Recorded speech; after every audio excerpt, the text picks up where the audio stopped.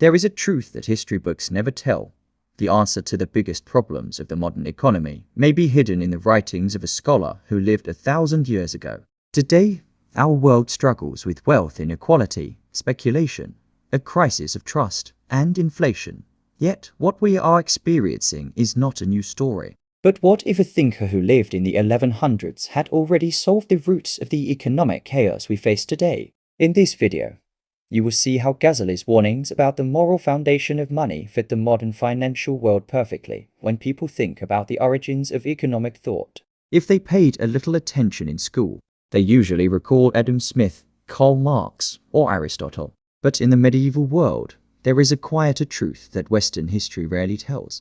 Nearly 1,000 years ago, long before capitalism or central banks existed, a Muslim scholar issued a warning that still echoes in every financial crisis today. He said that when money loses its moral compass, societies decay from within. And judging by the world we live in, he may have understood us far better than we imagine. To understand Ghazali, one of the most influential thinkers of the Islamic Golden Age, you must imagine a world both familiar and foreign. The year is around 1100. Europe is fragmented and impoverished, still struggling to emerge from the wreckage of the early Middle Ages. In contrast, the Islamic world has built a powerful civilization spanning a vast geography from Andalusia to Iran and beyond. Cities are wealthy, crowded, and sophisticated.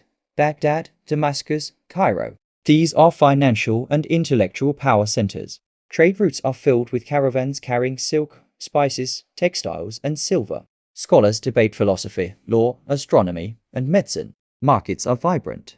The empire is prosperous. And this prosperity is transforming society at an unprecedented speed. And in this world emerges a scholar named Abu Hamid al-Ghazali, a philosopher, jurist, a theologian, and sharp critic of society. You can see him as a thinker capable of explaining both the soul and the purpose of society. He was someone who articulated what money is and what it ought to be without hesitation. Born in Iran in 1058, Ghazali experienced a rapid intellectual rise at a young age. By his 30s, he held one of the most prestigious teaching positions in the Islamic world. But what made him unique was not prestige. It was his refusal to accept the status quo. He saw a world where wealth was growing, markets were expanding, but something was going wrong. A society obsessed with money yet drifting away from meaning. An economy expanding outward but collapsing from within. It is not hard to see the resemblance to the modern world. Ghazali asked a question most people didn't dare to ask. What happens when a society becomes rich faster than it becomes wise? To answer this, he turned his focus to the nature of money. What surprises Western audiences is that Ghazali was not merely a religious thinker. He was one of the first philosophers to analyze money both morally and systemically. Aristotle had seen money as a practical invention, and later economists examined it mathematically. But Ghazali addressed its psychological and spiritual impact on societies. He studied how money shapes behavior, incentives, trust, and ultimately the destiny of nations. The first step to understanding his economic ideas is to understand how he viewed money at its core. For Ghazali, money was not something to worship or hoard. It was not a status symbol. Money was merely a tool, a facilitator of exchange. He compared money to a mirror. A mirror has no value of its own. Its value lies in what it reflects. Money is the same. Its power comes not from gold or silver itself, but from enabling people to trade, produce, build, and cooperate. And from this came one of his most important insights.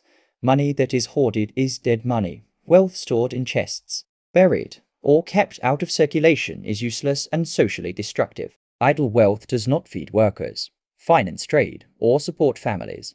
It suffocates economic life. Ghazali described this as freezing the bloodstream of society, a phrase often heard today in critiques of inequality. But Ghazali was not merely complaining about greed. His argument was entirely systemic. As the wealthy hoard money, scarcity emerges not because resources are lacking, but because circulation is blocked. Prices become distorted, markets collapse, and people suffer. This critical understanding led him to another major conclusion. Speculation destroys trust. Ghazali was ruthless toward merchants who manipulated prices, created artificial shortages, and exploited crises for profit.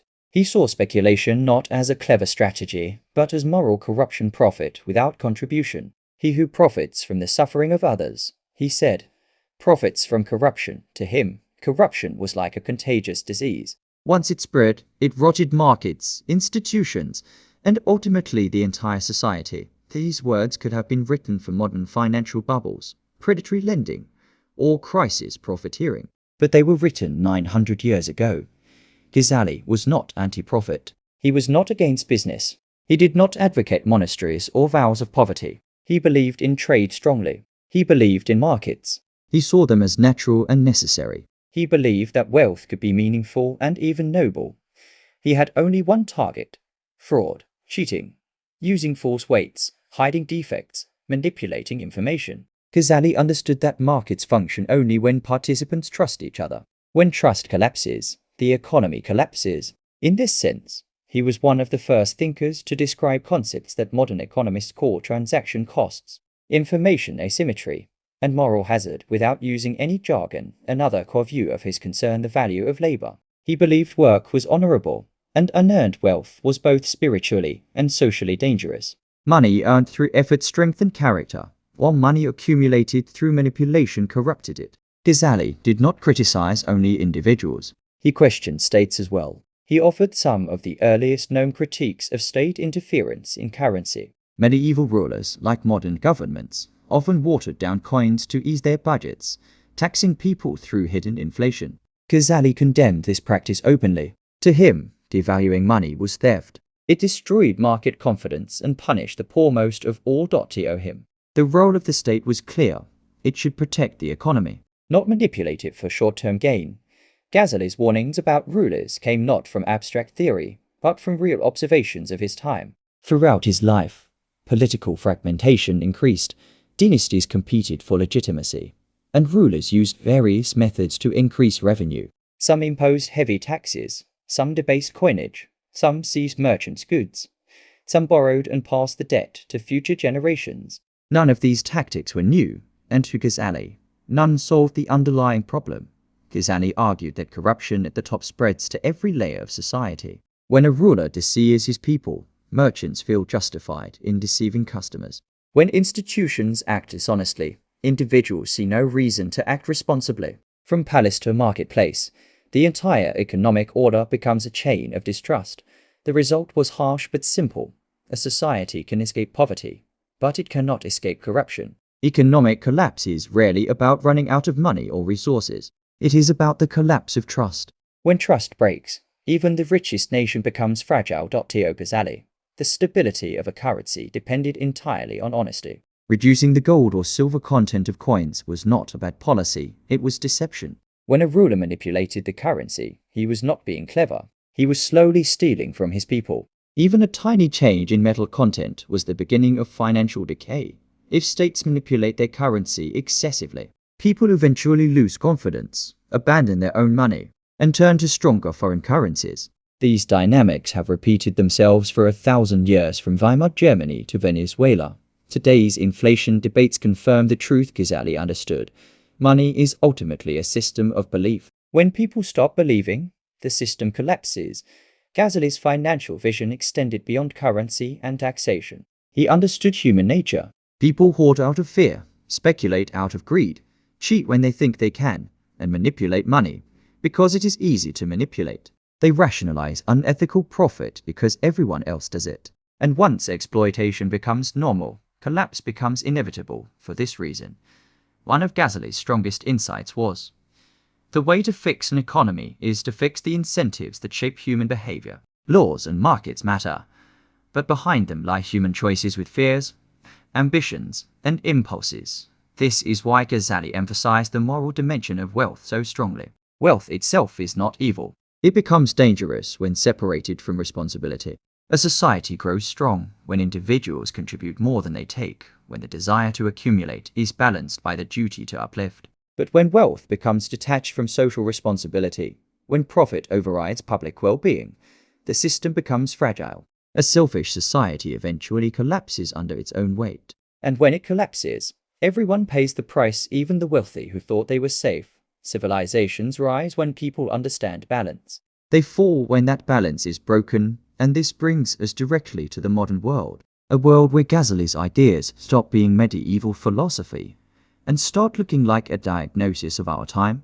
We live in a global economy where money moves faster than meaning, where wealth inequality has reached levels unseen for centuries, where markets reward speculation more than contribution, where trust in institutions declines every year, where inflation silently erodes purchasing power, and where financial bubbles constantly grow and burst. Everywhere you look, you can see modern reflections of Ghazali's warnings. His critique of hoarding recalls today's debates about billionaires, offshore accounts, and concentrated wealth. His warnings about speculation explain issues from the housing crisis to crypto volatility. His critique of manipulated currencies lies at the center of modern monetary policy debates.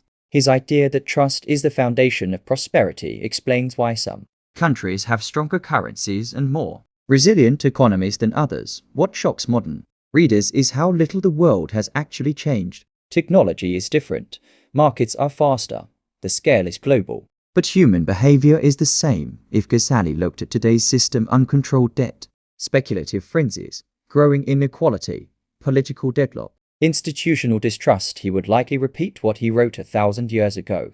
When justice disappears, prosperity cannot remain.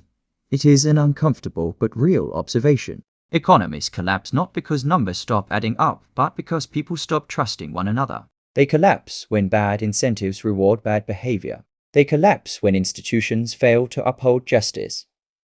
Human emotion, fear, greed, and shortcuts, these are the real forces that push civilizations into crisis. Ghazali was not preaching. He was describing reality. He understood something economists often struggle to admit.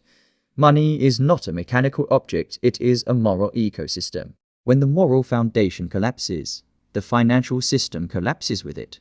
This is why Ghazali's ideas still matter today.